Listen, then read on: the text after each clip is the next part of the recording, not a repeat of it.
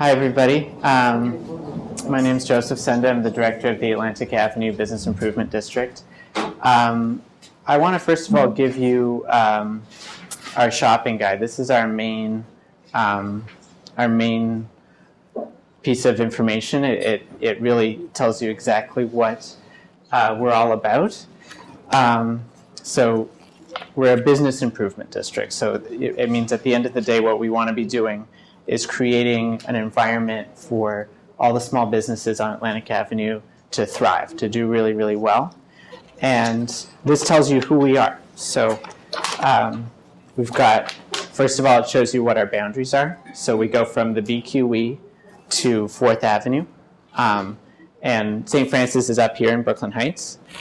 So we serve the neighborhoods of Brooklyn Heights, Cobble Hill, and Boerum Hill.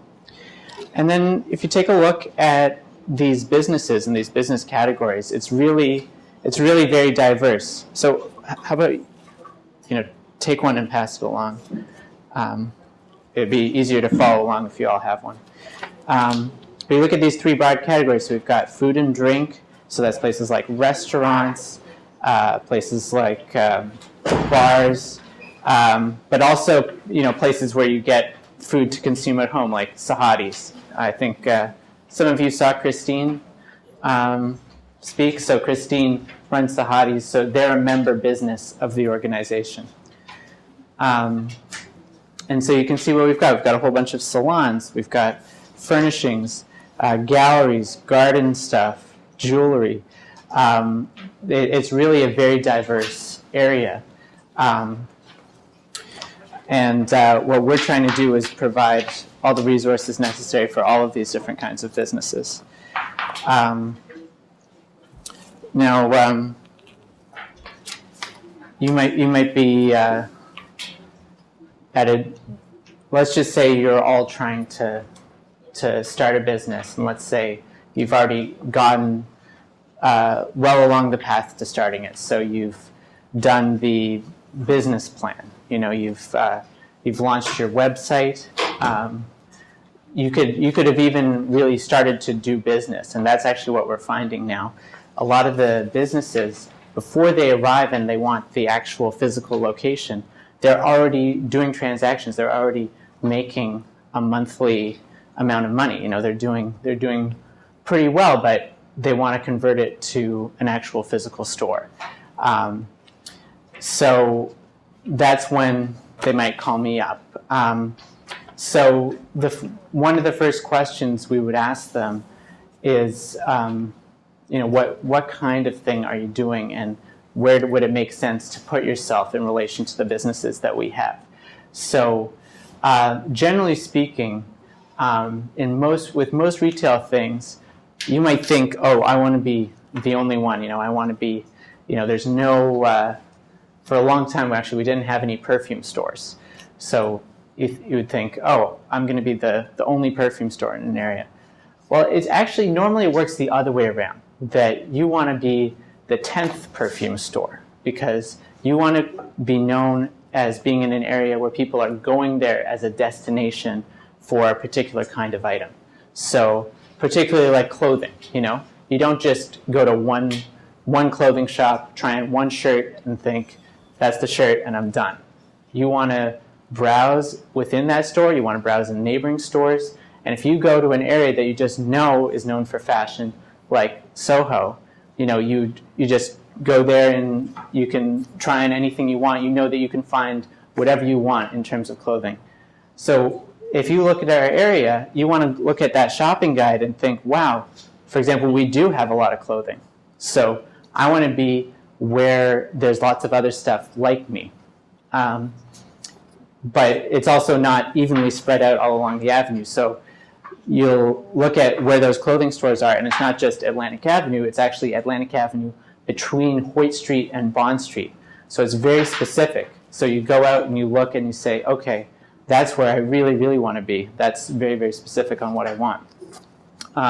Another industry like food, it makes sense to be next to Christine. You want to be next to Sahadi's, because when you're doing grocery shopping, you get all the groceries you need. You want to be doing it in one place. You don't want to be walking very far go, to get something special. So recently, for example, we had a butcher come in. So it was the perfect location. They are literally right next door to Sahadi's. Sahadi's doesn't sell any meat. So you can go and do all of the shopping you want to do at Sahadi's.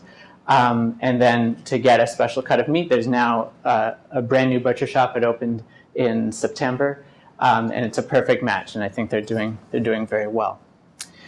So let's say you've already gone to those steps. So you've found where you've got related businesses to what you're doing. You found the location you want to be in. So what's the next step? Some other things you probably want to consider. How are your customers going to get there? Well, you should already know who your customers are. So let's just go with clothing, because I started on clothing. So let's say you're doing clothing. Let's say you're doing women's clothing. So where are the customers coming from? So let's say, and you also have an age group. Let's say they're 20 to 40. So where are young women who are 20 to 40 living, and how do they go shopping? I'm just going to make this up, but I think it's a pretty safe guess. Most people are probably in that age group in New York City. They're probably getting around by subway. That's how the majority of people get around. So you really want to be paying attention to the subway. Okay, where are those subway stations? Where did they go? Where do people come from? Where can they go? So, for example, Hoyt Street, we've got 2 major subway stations. We've got the 2-3 train that goes to a lot of Manhattan and out to Prospect Heights and Crown Heights, and then we've got the A, C, and G train, and that's actually connecting to a lot of really booming neighborhoods. Actually, the G train, although some people think it's not a great train, it actually goes to where a lot of the real estate is booming and where a lot of incomes are going up, and where you'd probably have a great target market. So it's places like Williamsburg, Greenpoint. It's coming into this neighborhood. It's going down to Carroll Gardens, even to Park Slope and Windsor Terrace. And when you get those people that all they have to do is jump on the train to come to your shop, that's pretty good. You're getting your customers in. Something else that's really important to consider, this is all before you're getting to the lease, because picking the location is one of the most important decisions you're going to make. You're going to want to look at the demographics. So the transportation is how people, that's your big target market. That's how all the people who are going to shop there are going to get there. But what's really, really important is who's within 5 miles, who's within 1 mile. What's the characteristic of that exact neighborhood? What's their income? What are their habits? Are they families? Are they empty nesters? Have they aged to the point that their children moved out of their house? Is it young people? Those are really, really important things. What you'd find in Boerum Hill, in the area that I'm talking about, pretty high income. So that's very attractive. So that's like, I would say about $120,000 to $140,000 a year per household. So that's an amount of money where they might be able to afford some high-end clothes, and they might be interested with some of that disposable income in buying your clothes. So that's a good thing. Yep. I'm sorry to interrupt you, but where do you find this information? Like, what's the income per family? That's a good question. The number one resource is probably the census. So go to, I think it's census.gov. And then you can get really, really specific in various ways. I would hope that the library here might be a resource for students who are interested in learning how to get that kind of information. How do you get that information? And what you guys really want to do is be as specific as possible. So even like the zip code could be really big. Like the zip code around here, I think it goes all the way from like Dumbo down to Carroll Gardens. So you want to be narrow. You want to see like who's really like within a few blocks of there, because those are those people that just in their daily life, they're going to be walking past your store like 7 times a week. They're the ones that you're going to be able to catch with the sign that's in front of your door. They're the people you could do the direct marketing to with mail. You could even, what you really should be doing is getting to know them as you know, as friends almost. Like you want to be developing that very close relationship with the community. And I remember when Christine was here and speaking with you from Sahadi's, she said that's one of the number one goals of Sahadi's. It's this huge company that does, you know, hundreds of thousands of dollars of business, but it all starts with those really personal relationships and the tight relationship with the community. And that's what you're going to want to be developing. And that's another thing, you know, you want to be also looking at this quantitative data, like are they going to be able to afford what you want? Are they the demographic that wants what you're selling? But it's also, is this a community where you want to be and where you feel like you're connected with this community? Because you're going to be spending so much time there. You're really going to be dedicating your life to being in this place. So you really do want to be very careful about making sure that that's a good match for where you're locating. So let's say you've gotten to that point. You've found you've got the perfect place. You know, you found the block, even maybe the side of the street that makes sense for you. Then you need to find a vacancy. And at the end of the day, usually, if you're interested in a particular block, everybody's interested in that block because it has a lot of good things going on. You know, it has a lot of businesses that are doing well in a particular industry, like let's say in clothing. On this particular block that I'm talking about, I would say at any given time, there may be 0 or 1 vacancies at the most. So you really have to keep an eye out. Maybe even start developing a relationship with some of the landlords that are there. You even have to be a little bit like, I don't want to say a predator, but you got to be hungry for having a space. And even looking at, wow, that business is kind of weak. There's a business in there that I don't see a lot of people coming out of very often. I don't see a lot of transactions going on there. I think they may be on their way out. That's the time to try and find out who the landlord is and try and approach them and try and negotiate and get the place even before they put it on the market. That gives you that competitive advantage. You know, you're ahead of the game.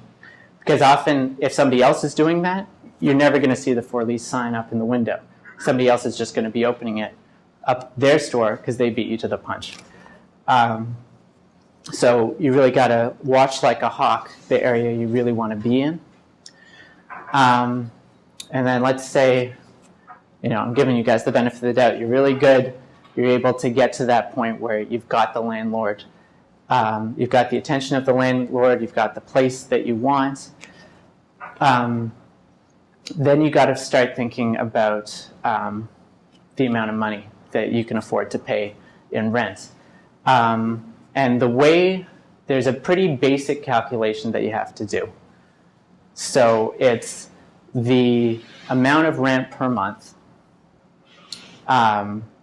multiply that out for a year. So let's just say, this isn't the case, but let's just say things, in the olden days, okay, it was $1,000 a month to rent a store, and it's way more now, but let's just say it was $1,000. Over 12 months, it's $12,000. So how much in sales are you doing per year? And can you be 100% sure that you're making $12,000 in profit? So $12,000 after you've paid for everything you need to pay for, after you've bought everything you need to buy, after you've paid all your employees, after you've paid all the taxes you need to pay, you need $12,000. And if you don't have that, forget about it. You know, you can't afford to be there. And then you might have to go back all the way to the start of this process and say, okay, I can't afford to be on that block. How do I get close to that block? How do I get as good, you know, ticking as many boxes as possible with good transportation and being in the right community as possible, but also being somewhere where I can afford? And how do you get to that? Well, sometimes it's being on a side street. So yes, there's more attention, more foot traffic on Atlantic Avenue. But if you come to our district, you'll actually see there's lots of places that are around the corner. They're around the corner, so they have to try a little bit harder to market themselves, but they're paying less rent. And so at the end of the day, they may be doing fewer sales, but making more money because less money is going straight out the door to rent. Negotiating the lease, I'm not going to say it's easy. It's probably one of the hardest things you'll have to do. It's usually a good idea to get a lawyer involved because if things get contentious, if it becomes, if somebody's breaking their word on what they said they were doing, you have to have backup. You have to be able to say, you have to be able to call out somebody for being a hypocrite or for baiting and switching you.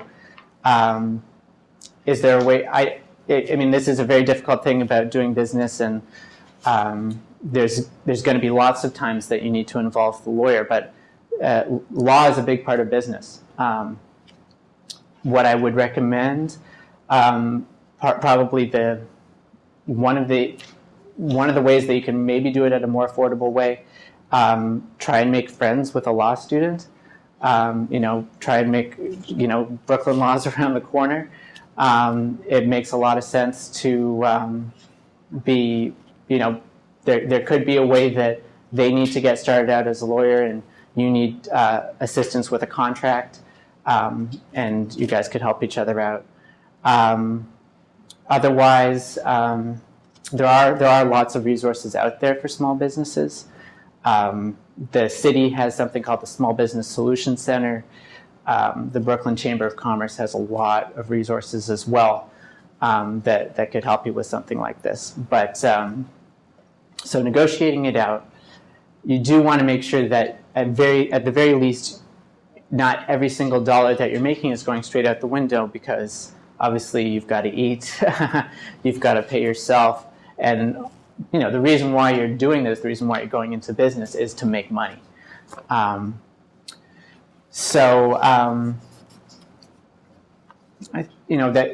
getting to the point where the lease is signed, that's a very, very important step. There are some more steps after that, though,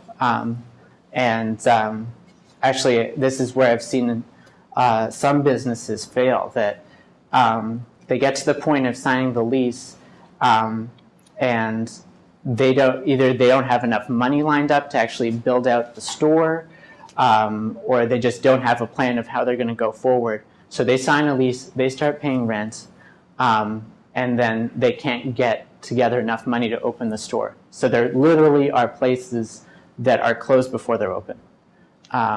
That's extremely unfortunate. I hate to see it as the director of the district, but it's unfortunately they only have themselves to blame. You have to think about that. It's not just getting the space.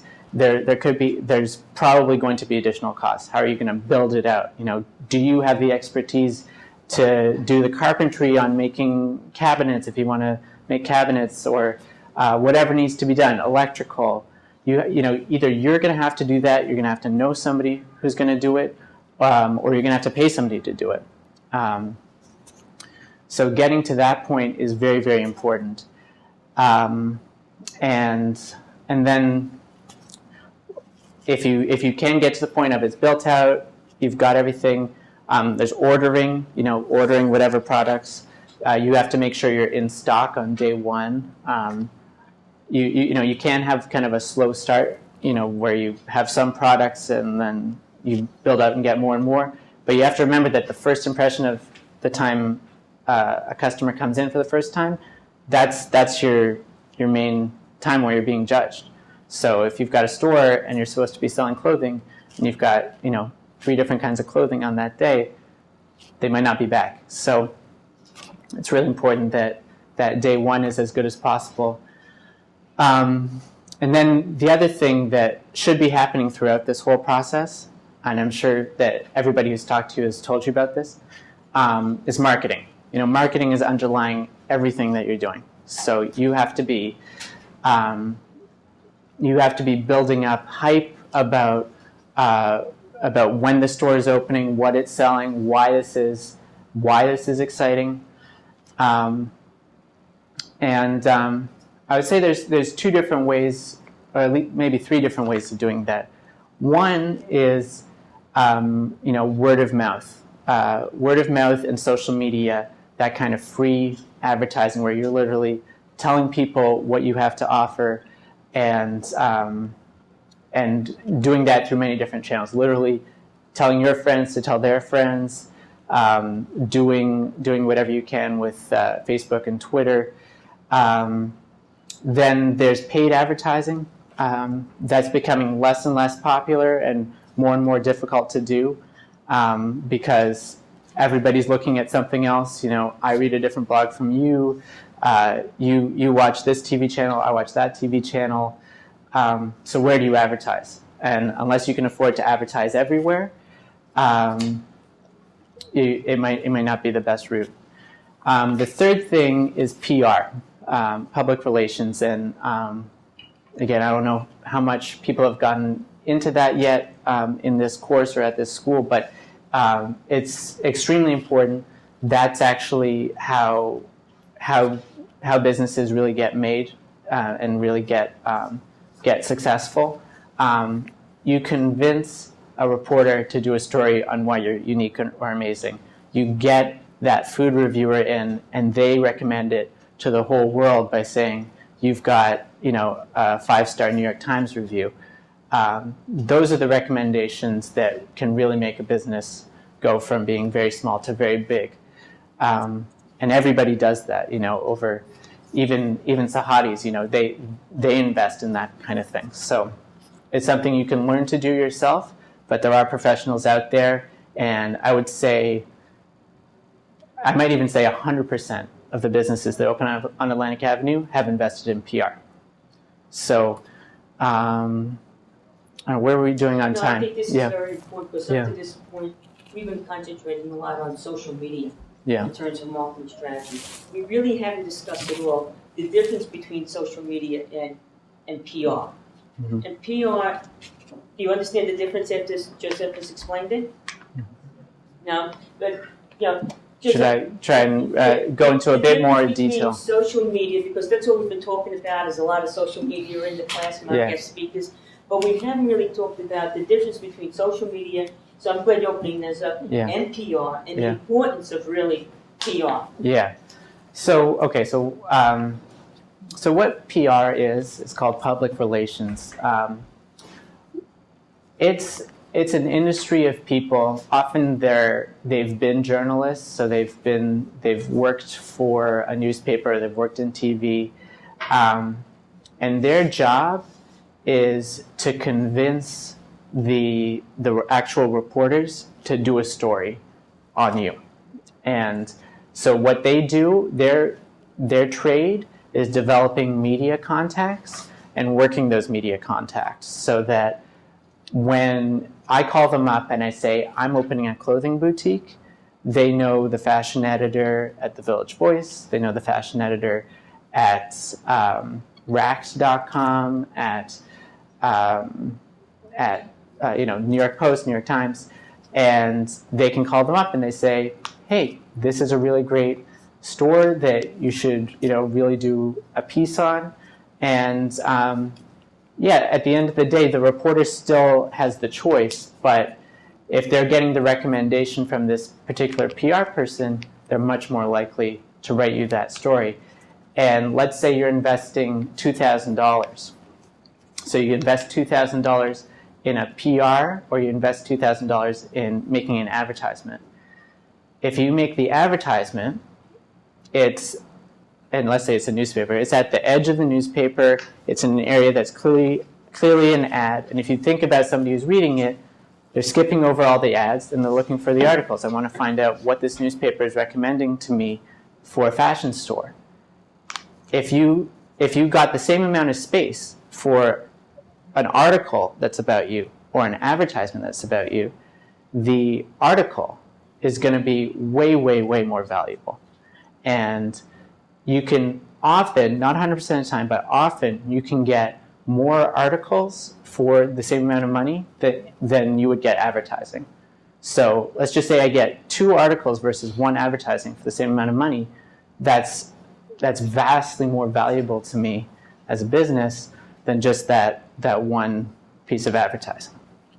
So and that's particularly important in high-end stuff, because in high-end you're not putting stuff on sale to get people to come in. You're not convincing people to come in for price. It's all about quality. So they want to hear about that quality. Why is it worth $600 for a handbag? What makes it so special? And in that article, you can get into, oh well, the leather comes from Italy. It's sourced, or it's all made locally, and the designer is born and raised in Brooklyn.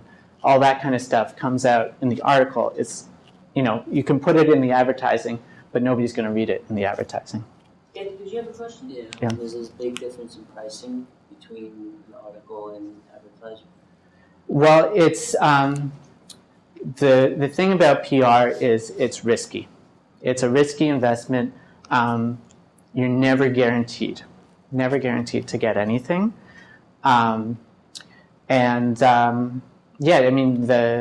It's like anything else that you're contracting with. You can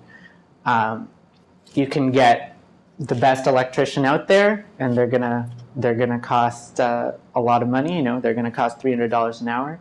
You can get the best PR person out there, and they're gonna cost $300 an hour. You got to make a judgment call. But how do you evaluate them? Definitely their references. Who else have they done this for? Have they been able to get a story in the newspaper for a business that's just like yours? How well can they write? Ask them to send you a sample of their writing. Is this something that I think I'd be interested in? But yeah, a typical price for a PR project like a store opening, $1,000 to $3,000.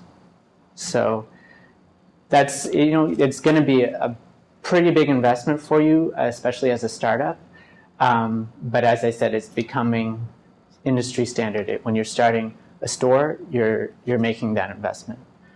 Now, somebody who's really, really smart, like Elizabeth, who I believe spoke with you last week or 2 weeks ago. Elizabeth Paul. Yeah. So I don't know if she got into her own business that much, but what she did before she before she started her own business, she worked in marketing for a big marketing company. So when it came to starting her own business, she did her own PR, and she was getting that $2,000, $3,000 value of PR for free because she was doing it herself. That's, I think, very, very smart. And it's a big reason why she's been able to grow from a store that has 1 location to 3 locations, and is really one of the best performing stores on Atlantic Avenue as a whole. Talk about PR relative to brand, because your brand is valid. You're building brand. Whenever you're building a company and trying to build brand, because guess what? Even your company unravels, folks, you can still sell your brand, your name, your logo. We talked about. Yeah. How strong is the correlation between PR and brand? It's very strong. So when you first when you're first starting a brand, you do come up with an identity, and usually you try and actualize that through 2 things.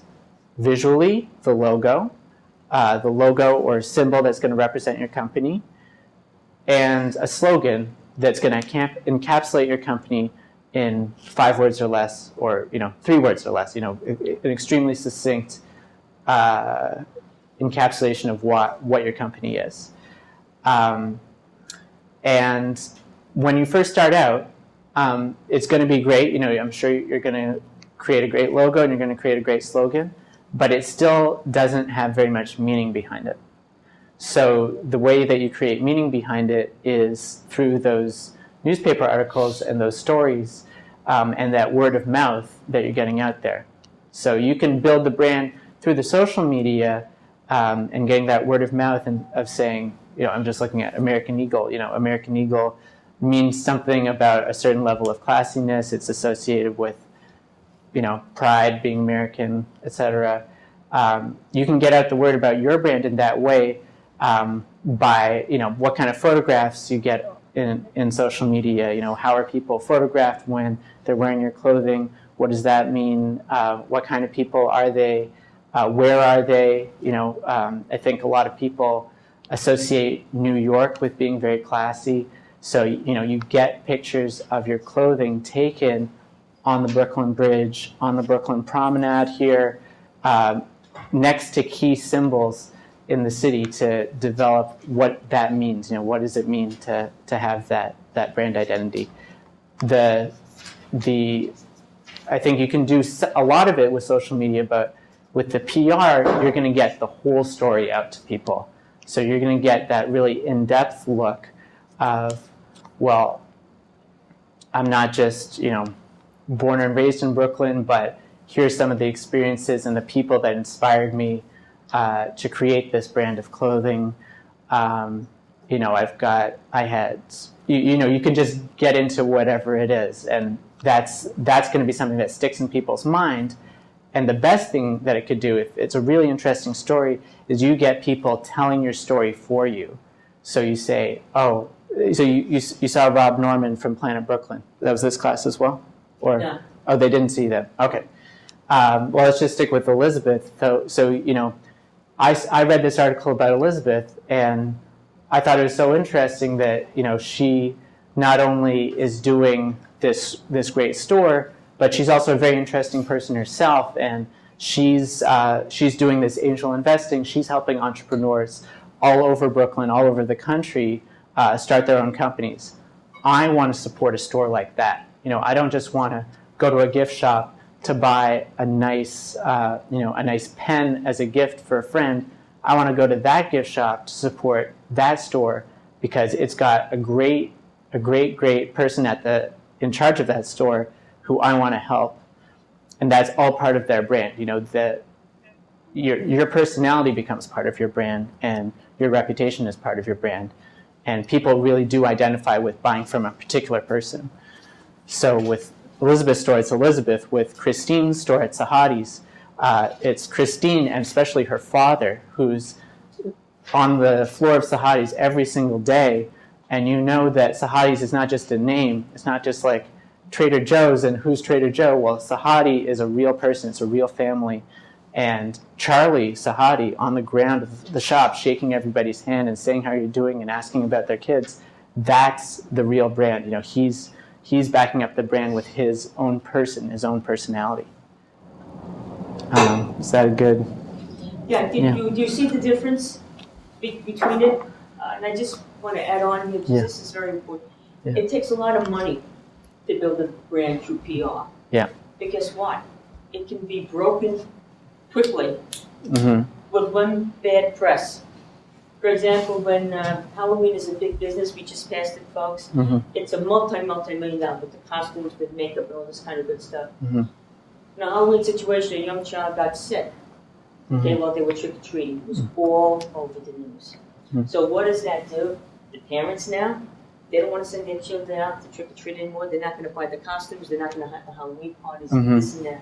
The industry, now, that was an unfortunate bad press about an industry, about Halloween companies. What the industry decided to do, very quickly, they had to get rid of this bad press because it was damaging to the brand, damaging to the business. And what they did is they upfront money and PR. This real story that happened five years ago. They upfront a lot of money and PR to talk to the media, to talk to the parents. They went into schools about how to have a safe Halloween party.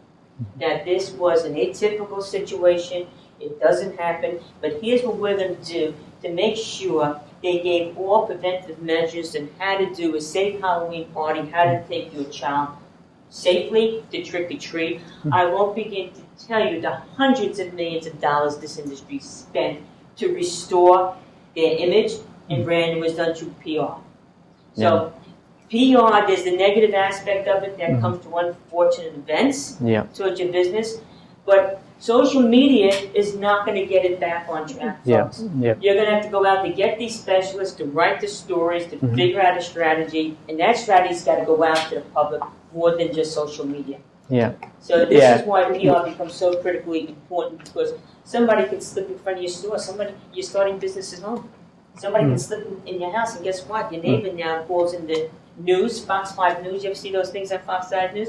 You got to come in and report this. Guess what? You're dealing with all sorts of negativity around you now. So you may have to go out and hire a PR specialist, if you're doing it from your home, to go out and somehow find the media or the way to overturn this negativity towards your business.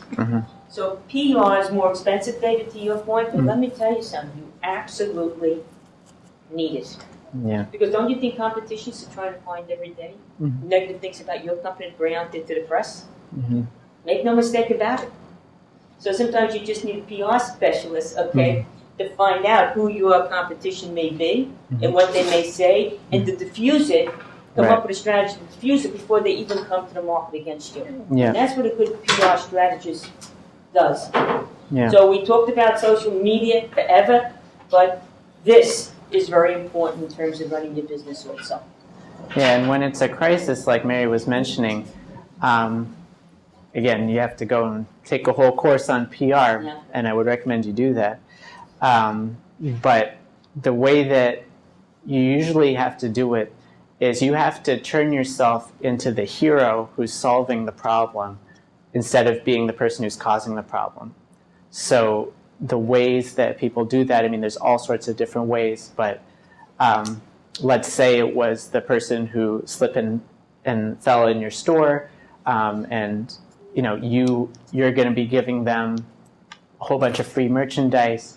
If it's a child, you're helping that school produce their school play, or you're helping that school soccer team, pay for their trip to the playoffs, and then it's a positive thing. It's that you turn this around and you make yourself the center of being a hero instead of being the villain. But that's what that kind of PR person can do, or can help you do. And the way you get there, sometimes it's like insurance. You have a certain amount of money in the bank, and you know that if a crisis happens, you can afford to pay for that person to bail you out of the negative situation. Most businesses actually start at home. One day you may leave college, or you're going to leave your job, and you pull cottage industries. Most small businesses start at home as one person. Now, when you go out on your own, in an apartment, even though you're doing your business at home, you're going to have to look at lease probably when you're renting your apartment just for yourself to live. And speaking to that, what are some of the things that individuals, that it's not a storefront now, they're signing a lease for their home, which is their business. Right. What do they do, Joseph? What should they be looking for?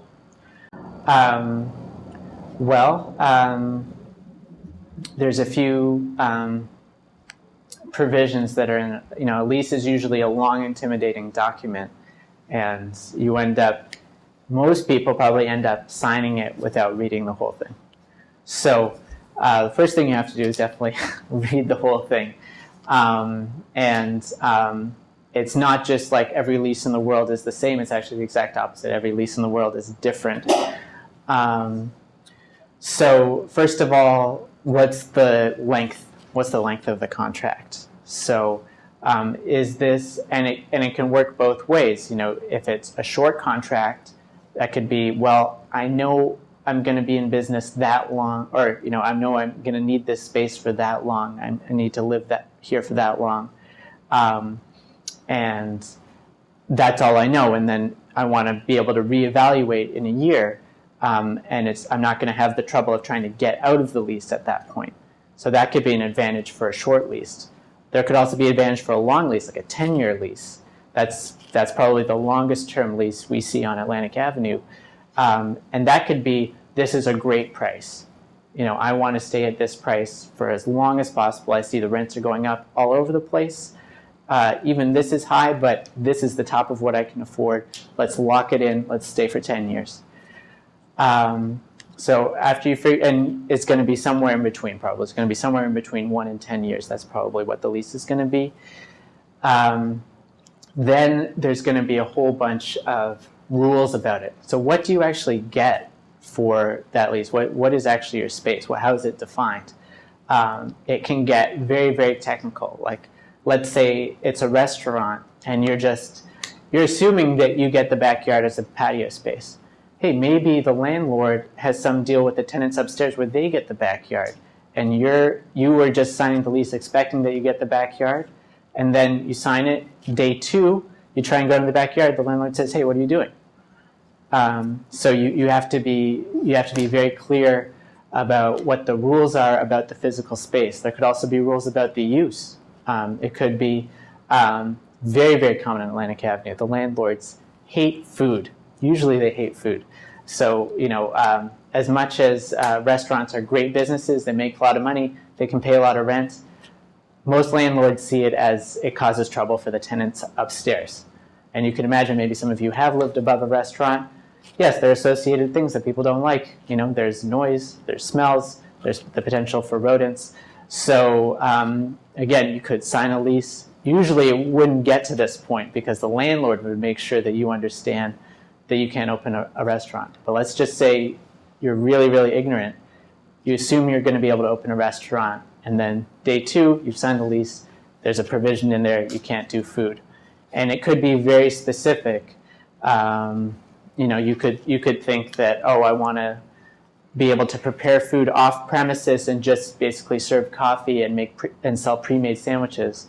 Well, maybe they're not even going to allow that. So you have to be very, very specific about exactly what you're doing and making sure that that's allowed. What happens when something breaks? Who fixes it?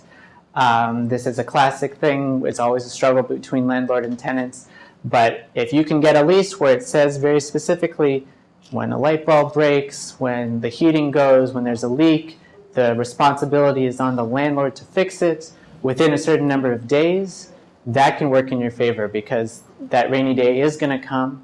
And if the lease says that it's the landlord's responsibility, it's the landlord's responsibility. And then if they don't do it, you call your friend at the law school and you try and then you go to small claims court and you can get backup. The lease can be your tool to get what you need in the future. But it can also come back to haunt you if you sign away something that you actually shouldn't have, or you sign away something that you need. And the other thing that can come into play is, the bottom line of the rent.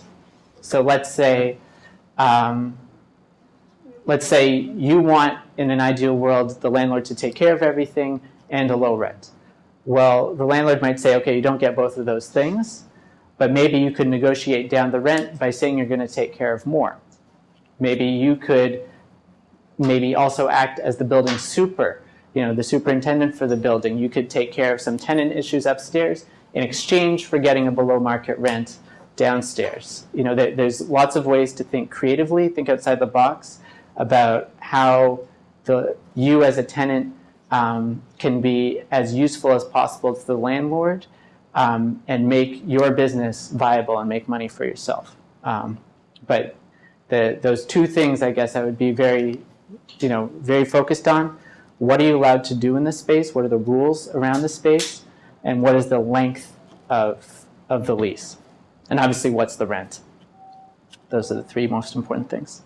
If you think, sometimes there's a catch-all on the lease, you can't have any business in your apartment. Some people think they do an e-commerce business in their apartment, you set up, a little business in the apartment. Mm-hmm. Your lease may say flat out, you cannot have any form of business activity in your apartment. Because I've said before, a lot of businesses start at home. Guess what? A lot of leases prevent that also. Mm-hmm. So you need to really read. So say, well, how will they know? Well, sometimes you may have a customer too coming in. You may have a partner come in. Mm-hmm. They observe. Mm-hmm. Landlords observe the traffic that's usually coming through a building. But the fact of the matter, if it says no business activity at all, guess what? So what does that mean? Mm-hmm. That means the landlord would have the right to put you out. Mm-hmm. Now, Supposing you sign on to a 5-year lease, right? I think this is an important point for you to know. You decide after 3 years, this is not where you want to live. But you sign on to a 5-year lease. That's why all this stuff is important, folks, to read. And you're right, the Brooklyn Chamber, we had Business Manuel here. They have free legal advice. We had the Business Solutions Center here. They offer this advice. Take advantage of what's out there for you for free. And you decide to leave the apartment after 3 years. Well, guess what? And you move to somewhere else. Don't think for 1 second. They won't find you. You're personally liable on the remainder of that lease. Right. You have personal liability on a lease, folks. Yep. So you just can't walk away that easy. Say, yeah, landlord, your problem. I'm not living here anymore. They do have recourse back to you financially.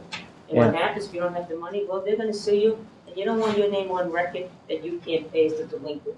Right. Because it does go on credit reports. It's the last thing you want to do is tarnish your name when you're starting out, whatever your career is going to be. Because those records are checked. So take it serious, folks. You just can't walk away from things that easy today. Yeah. The other thing I would add is there's a big difference between commercial and residential. So like where you live, actually in New York City, the law is pretty friendly for tenants. So you probably have a little bit more wiggle room, and it's a bit harder to kick people out of their homes, as it should be, than to kick a business out. If you're talking about kicking a business out, the law really doesn't protect small businesses in the same way. So if you're talking about a commercial lease, you're really kind of at the mercy of the landlord. So be extra careful with a commercial lease. And yeah, just really think about the rainy day, the worst case scenario, because you don't want to arrive at that worst case scenario. And yeah, let's say you end up doing something where you go bankrupt or you have bad credit. That's going to make it very difficult for the rest of your career. You may never be able to start your own business again. You're going to have to be working for somebody else for the rest of your life because you're never going to get a loan again. So yeah, very, very important to be extra vigilant about being about reading your lease. So an important thing to say at this point is what we are is, we're not for profit. We work with the landlords. We kind of cooperate with them. But at the end of the day, we're kind of like playing the matchmaking role, trying to make a good match between a landlord that has a space available and the tenant. But it's not like I own 325 buildings. I basically assist with the business in this general area. But if I were to put on, we do kind of put on the hat, or as if I were the landlord, because I want the best for the landlord. I'm going to be looking at the strongest business possible. So I'm really looking at places that are not going to fail. I want to avoid as much as possible a tenant who's not going to be able to fill out the remainder of their lease. I don't want anybody that's going to go out of business.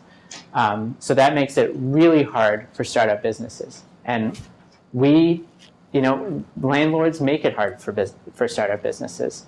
They usually don't want to start a business because they think you're a risk. Now, somebody like Elizabeth, who's coming in with a really strong marketing background, who can prove her marketing credentials, can show their financing. I mean, that's really, really important, to show that you've got deep pockets, or you've got investors. So, even if the business doesn't make a single sale for 6 months, I have enough in the bank to continue to pay rent for that whole time. Your credit is another very, very important thing. So, A credit. A lot of people, if it's not A credit, then you're not going to get the lease. The ideal scenario, the number one best kind of business that will be able to rent in a second, which all the landlords want, you're opening your third location. You've proven that you can make it work in 2 different locations already. You're opening your 3rd location, you're like gold for the landlord. They may even be giving you less rent at that time because they trust so much that you're going to be able to stay in business. I'd rather get $2,000 for 10 years than $5,000 for 1 month, and then you're gone. So that's so when we're looking to fill a space, often we're looking around and we're saying, there's this particular, that we recently got Bear Burger. It's a New York City-based franchise. There's several locations in Manhattan. There's a few in Queens. They've got one in Park Slope. It would be a great addition for this neighborhood around downtown Brooklyn. They came in, and they're doing very well, and it's a very good fit, and I'd be surprised if they're going to go out of business. So that's the kind of thing that people are looking for. And your challenge as a startup is to make yourself look like as low a risk as possible and to prove that you're going to be able to stay in business for as long as possible. And I'm not going to say that that's easy. I think that's really hard to do. But going back to the internet thing, I think if you're proving yourself on the internet, that's probably the best thing you could possibly do. That a landlord's going to see that, and if you can show your numbers, show the proof that, hey, I'm making this much in sales already on the internet, having an in-store, in-person location is going to make it even better. That's the kind of argument that might win a landlord over. One other thing I'll mention about trends in retail right now. So there's some pretty worrying trends in retail. 2 things that are happening that we can't avoid and we kind of have to work with. It's big box and the internet. So this also ties in with the PR and the media piece. So big box store or big chain store, they're the only ones that are going to be able to really do well with advertising because they buy so much advertising that you can't possibly miss it. So the best example of this, I think, is Macy's. Macy's owns Christmas. They've basically done everything possible to make sure that you hear the word Macy's and the word Christmas together a million times between this season and Christmas Day. You'll notice it, huge ads in the New York Times, ads all over TV. So that's something where if you're providing the exact same product as Macy's, you have to have a completely different strategy from them because whatever little advertisement or even whatever little article you're able to place, you're not going to be able to compete with them. The second thing is things that I can buy without being there in person. So, for example, things that are all identical, like electronics. Very common, people are buying electronics online. I don't really need to come in and see the computer. I don't really care how it feels. I'm looking at the specifications online.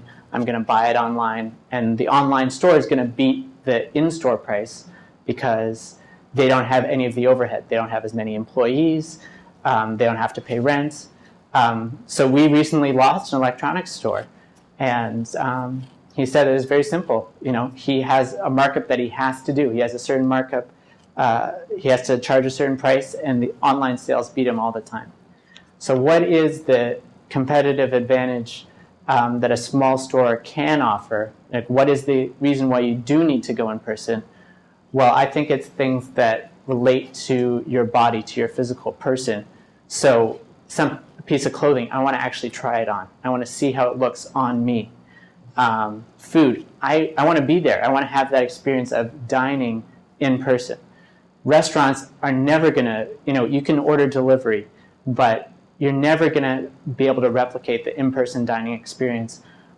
I think some people are buying clothing online, but a lot of clothing is, again, it's that in-person experience, working with a sales rep to find something that matches with with your physical body. There's always going to be clothing stores. As much as we evolve, I still think there's always going to be clothing stores. There's always going to be food stores. And think about your business and if there's an excuse for people to physically come in. I think also with perfume, we've just had a few perfume stores, you can make the same argument that you can't do it. You can't reproduce it online. You have to smell it yourself. So this is an important trend. So keep it in mind when you're choosing between doing an internet business or an in-person place-based business. I would say it's a new opportunity that hasn't been fully realized yet. So it's interesting that we're talking about leases. I think leases are very much, and the fact that people are locked in, it's very much connected with what's going on with our area and the Barclays Center. So if you look at the businesses that we have that are close to the Barclays Center, those are businesses that have been there for 20, 30, 40 years, when that intersection of Flatbush and Atlantic didn't have that much special going on, or it certainly didn't have any reason to have something that related to sports or to an arena. So a lot of those businesses that have been there are still there. They're still locked in to whatever their lease is. The landlord may now want to charge a different rent. They may want to recruit a different kind of tenant. But we've still got the traditional business there. So things haven't changed. It's such a big investment and such a big change for the neighborhood. I think it'll at least take 10 years, maybe even more than 10 years, for the neighborhood really to adapt to it. For example, we've got a garden store. They sell plants. It's a great neighborhood store. It makes a lot of sense for that neighborhood. People want to go buy plants. They go there. Does it make sense for that to be, 500 feet from the Barclays Center? Maybe not. In the grand scheme of things, it doesn't relate to, I'm going to go to a concert, I'm going to buy a potted plant. But we've got the tenants that we've got for the meantime. And also it's very tricky to market to the crowd of the Barclays Center, because people are going to a concert or they're going to a basketball game where they've already spent a lot of money on the ticket. They're potentially going to be spending a lot of money on drinks, on food. So where do you get them? Do you get them before? How do you get them to come into your store and spend even more money? And are they going to want to, go into a basketball game with bags of stuff? Or when they come out, are they going to have the energy to go shopping? It's a potential challenge, but it's a potential opportunity, but it's pretty challenging. And so I think we're still seeing both the existing businesses trying to adapt to that kind of change, and some new businesses will probably be attracted to the area to come in. The one success story we definitely can say, though, New Chocolates. It's a great chocolate store. They actually distribute all around the U.S. And definitely all around New York City. They actually make their chocolates on Atlantic Avenue, and their headquarters is on Atlantic Avenue. And they distribute their chocolates in the Barclays Center. So they were one of the really lucky businesses that got a contract to be in the Barclays Center. So they're definitely benefiting from it because they're on the inside.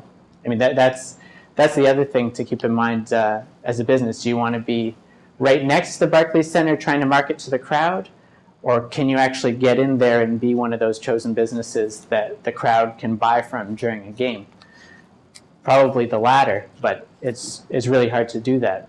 And the ones that got in are the ones that had built up their brand and built up their reputation to be good enough to be in there, that the stadium believed that they had the potential to sell, 2,000 of whatever they sell to the whole crowd. The number one and number two are bars and restaurants. They're going to be benefiting the most. And then, as I said, I think it's the challenge for the other kinds of retail to figure out how they fit in with it. Maybe when people are going to their games, that's their opportunity to market. You give out a coupon at that time, try and get the return business for next week, the week after.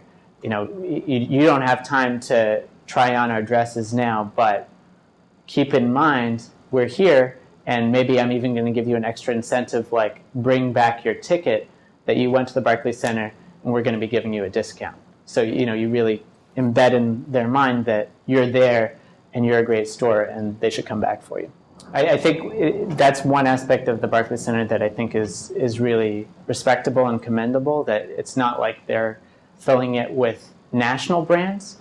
They really have made an effort to be made in Brooklyn, yeah.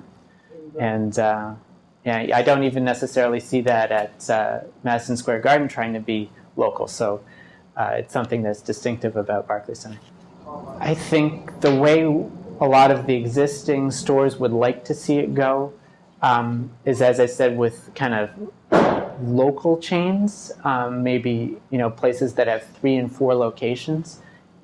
Already, a lot of our clothing stores, they have 2 or 3 locations. So they've got Atlantic Avenue, Williamsburg, and Soho, or they've got Atlantic Avenue and Soho. So they're not completely startup, very new businesses, but it's also distinctive enough that you're not going to be able to get what you find on Atlantic Avenue in very many places.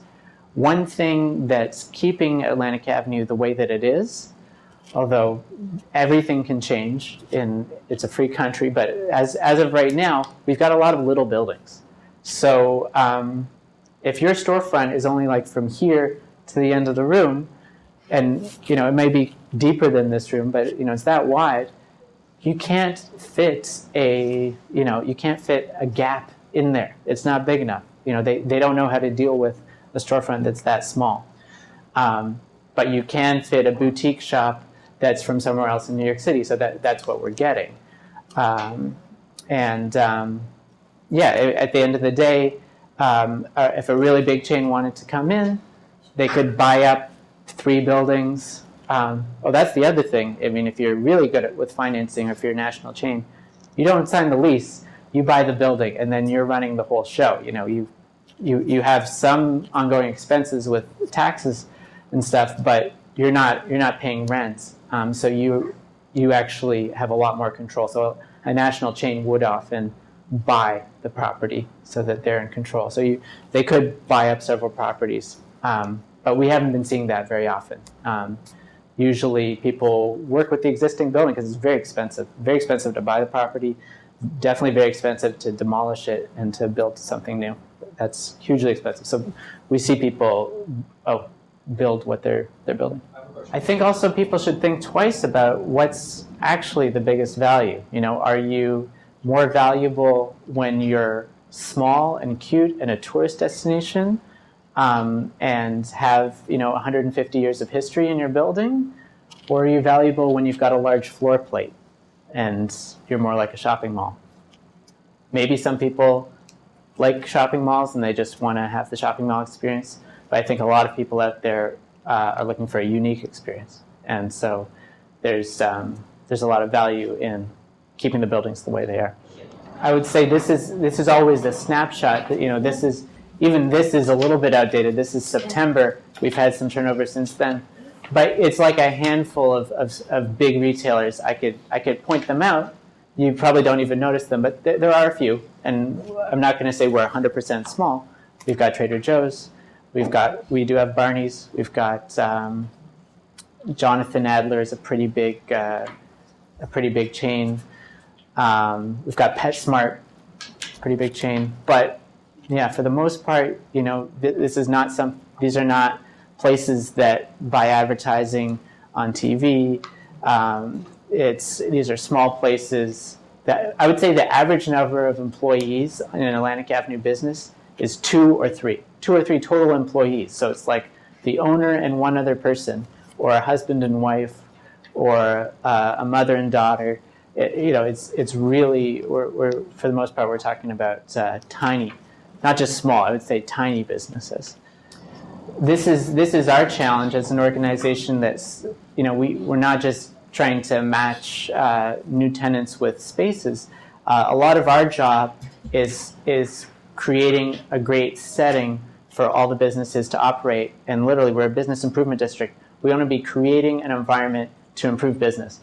So what our challenge is we've got I think Brooklyn is there. We've achieved high levels of tourism, growing levels of tourism, and we haven't created a walking environment and enough information and publicity so the tourists understand what to do when they get here or where they are. So a big push of my organization is wayfinding so that tourists know where they are. We want them, for example, to be at the Barclays Center, see a map. There's Brooklyn Bridge Park at the other end of Atlantic Avenue. Get them to walk down Atlantic Avenue to these two great destinations that all tourists should really be going to see both. We need wayfinding all the way down. We need benches.